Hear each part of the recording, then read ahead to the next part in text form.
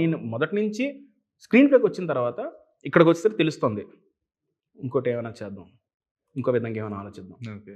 So అలా ఎంతవరకు max అంటే ఇంకా సినిమా ఇప్పుడు ఇది అయిపోయింది సిరీస్ అనేటప్పుడు కాకుండా ఒక టైం పెట్టుకుని ఆ టైం వరకు తెలియకుండా హోల్డ్ చేయగలిగితే సక్సెస్ రా అబ్బాయి.